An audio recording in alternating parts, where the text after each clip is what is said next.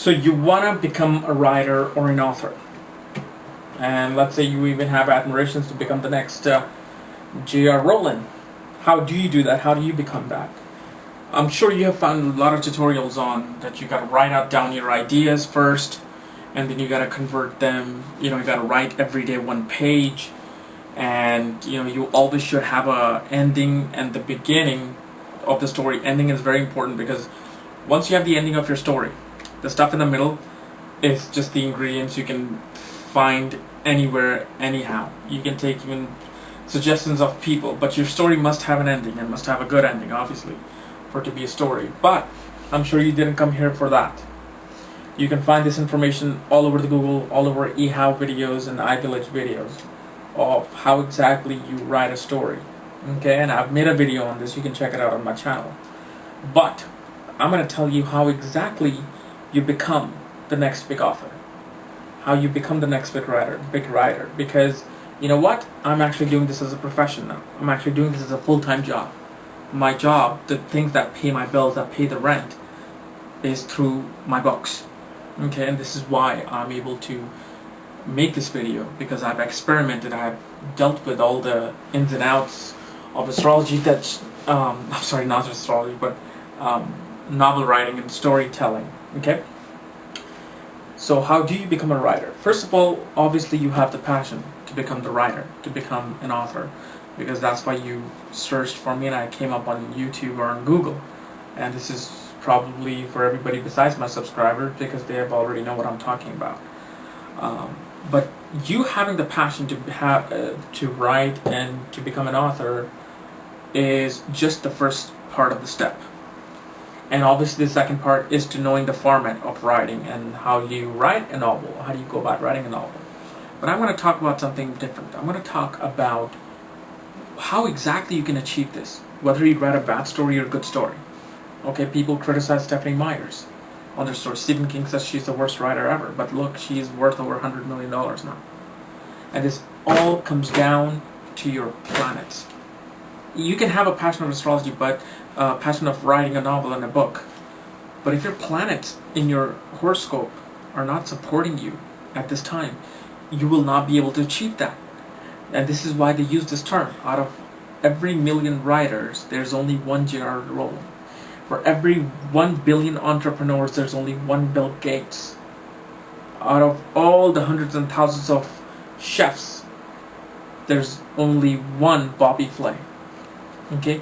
They say this because these people who come out of 1 billion people or 1 million people, they either accidentally do things right at the right place and the right time, or they know when to actually publish their book, when to actually write their book. So when you read their biography, usually these people accidentally get into it. There might be some better stories than Harry Potter. Now, how do you know? You know what planets and where are placed in terms of you to become a good writer. Like I said, to become a science fiction writer, you should have a combination of Jupiter and Rahu together in the 2nd house or 12th house. Rahu represents the illusion. It represents futuristic imagination. It represents obsession. Jupiter is a signifactor of writing, like Mercury. So combination of Rahu and Jupiter usually produces a science fiction or fantasy writer, like J.R.R. Rowling. She has that. The combination of Mercury and Venus in the 5th house represents somebody who writes romantic novels. Combination of Mercury and Venus in the 12th house represents somebody who writes about metaphysical subjects. Now, as I'm passionate about sci-fi and astrology, okay, I have Mercury and Venus in the 5th house. So I write about metaphysical subjects and romance.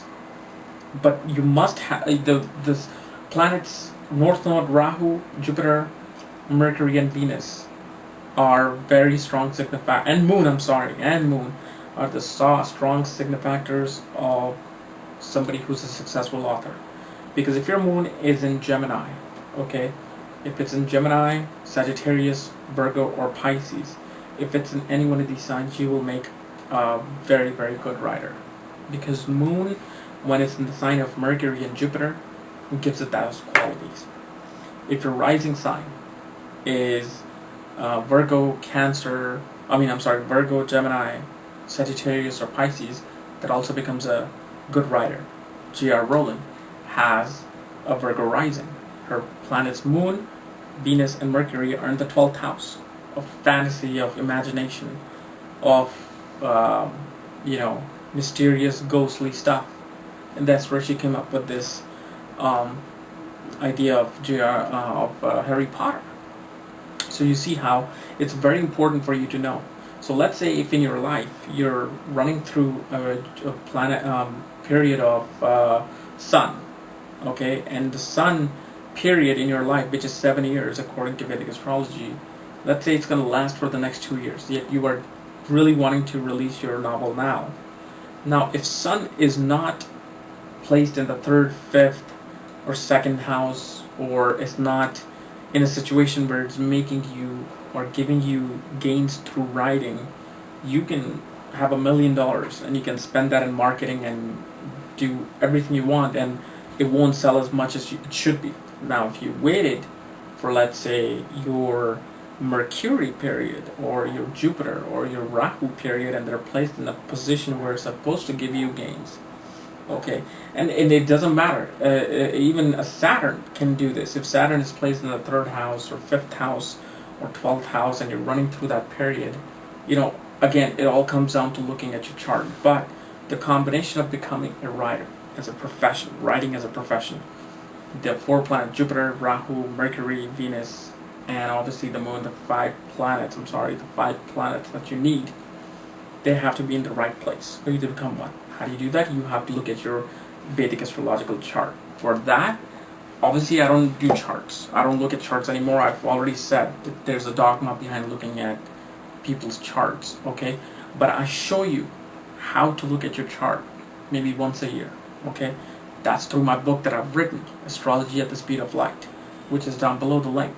You can go there and you can read all about astrology that I've written, and then you can get the book and you can learn to know exactly what is going on, where your planets were placed during your birth, that are signifying the fact that you should become a writer, or you will become a writer, or when will you start making money from writing, your big money from writing, okay?